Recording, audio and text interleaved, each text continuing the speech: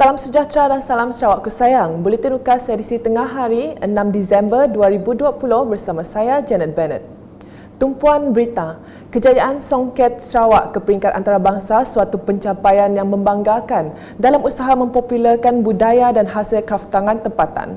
Ketua Menteri Datuk Patinggi Dr. Abang Abdul Rahman Zohari Tun Abang Openg berkata, beliau berbangga di atas usaha penggiat seni Songket Sarawak yang berusaha gigih dalam memainkan peranan untuk mengekalkan seni warisan turun-temurun sehingga mendapat pengiktirafan dunia.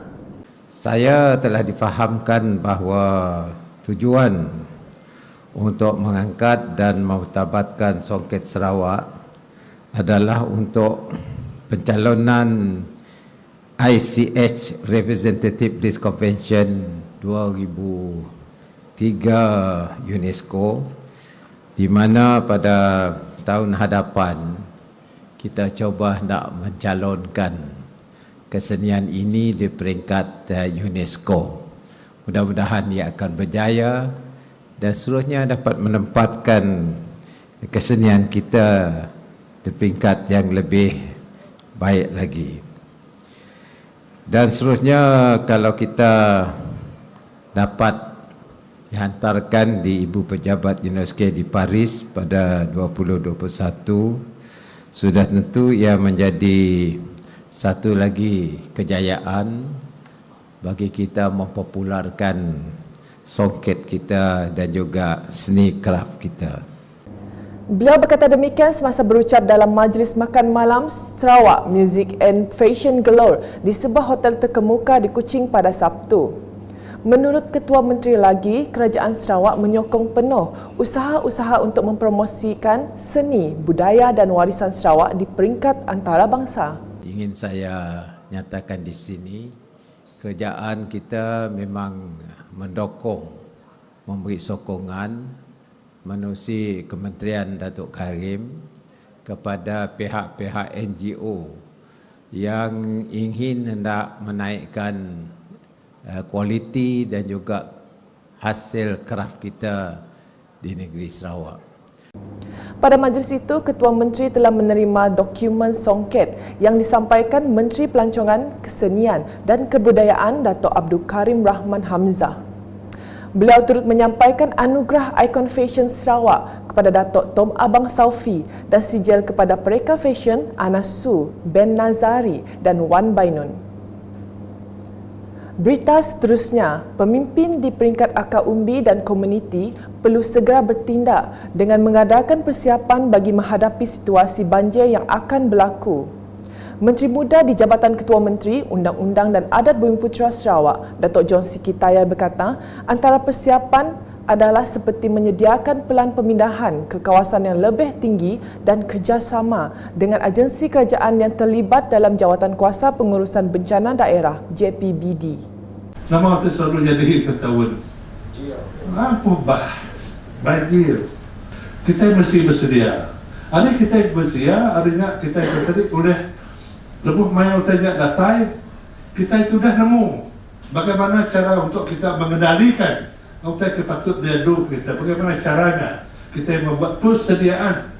Nyala kita coba komiti rumah panjai JKK rumah panjai, kita ke ketua tuan rumah atau ke ketua kaum dan sebagainya, mesti memberi arahan kepada rakyat, menyiapkan pegawai kita supaya berjaga-jaga.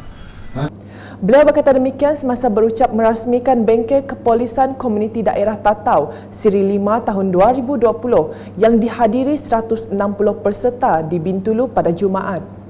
Datuk John Siki yang juga ahli Dewan Undangan Negeri Adun Kakus menambah pemimpin di peringkat komuniti berperanan dalam menangkis penyebaran berita palsu yang meluas di media sosial. Nama itu selalu jadi ketahuan. Apa banjir? Kita mesti bersedia. Ada kita bersedia, adanya kita bersedia oleh lebuh mayau tanya datai, kita itu dah nemu bagaimana cara untuk kita mengendalikan kita patut diadu kita, bagaimana caranya kita membuat persediaan. Nyala kita coba komiti rumah panjai JKK rumah panjai, kita ke ketua tuan rumah atau ke ketua kaum dan sebagainya, mesti memberi arahan kepada rakyat, menyiapkan pegawai kita supaya berjaga-jaga. Berikut pula mengenai projek Tebatan Banjir Air Pasang di kawasan daerah Kecil Sebuyau yang dijangka siap sepenuhnya menjelang Oktober 2022. Menteri Muda Infrastruktur dan Pembangunan Pelabuhan Sarawak merangkap Adun Sebuyau, Datuk Julahi Narwawi berkata, projek fasa 1 di Blok F merangkumi seluruh kawasan kampung Sebuyau kini sedang dalam pembinaan dengan peruntukan sebanyak 34.6 juta ringgit. Manakala bagi projek Tebatan Air di Bajong, Sebangan Blok A untuk fasa 1 pula jelasnya memakan kos sebanyak 53.5 juta ringgit. Semasa mengadakan lawatan kerja ke tapak kedua-dua projek tersebut pada Sabtu, beliau menambah projek berkenaan dibiayai sepenuhnya oleh Kerajaan Sarawak.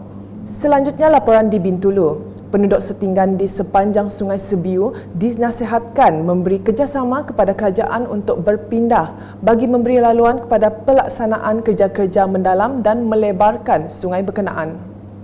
Ahli Parlimen Bintulu, Datuk Seri Tiong King Sing menjelaskan ini bagi menangani masalah banjir kilat yang berlaku baru-baru ini yang mengakibatkan beberapa kawasan di daerah berkenaan terjejas teruk.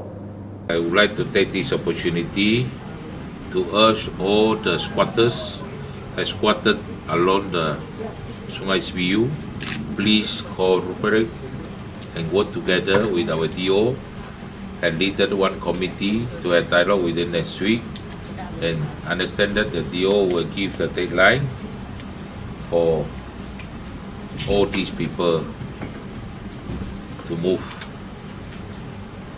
I hope all these squatter people will work together for the sake of all the people interest. Kalau diorang tidak mampu kerjasama, then we have no choice. We need to use the enforcement to coming in.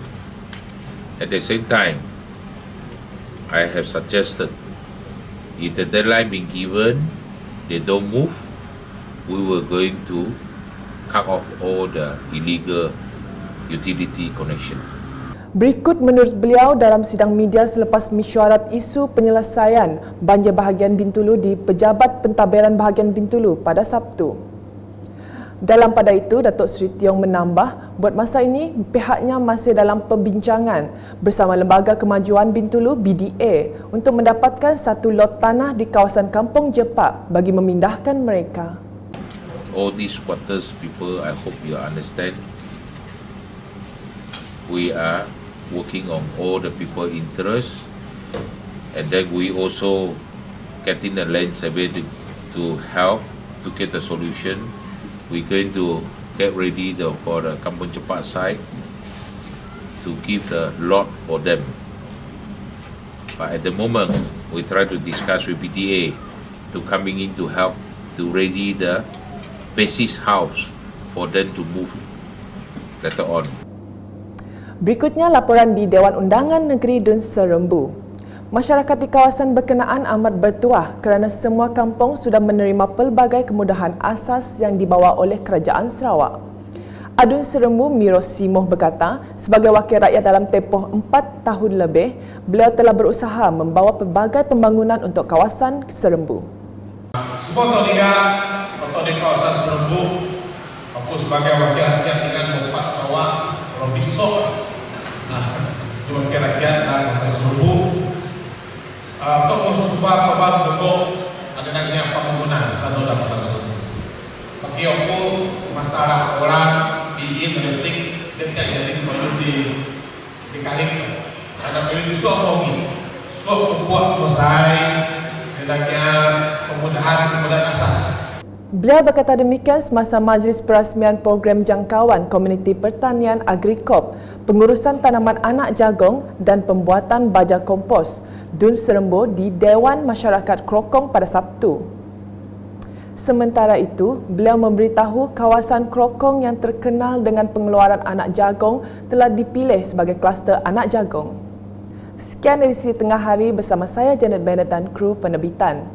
Berita lebih lanjut boleh didapati di semua platform media sosial UKAS termasuk portal ukas.sarawak.gov.my dan pastikan anda subscribe UKAS Channel di YouTube. Salam UKAS.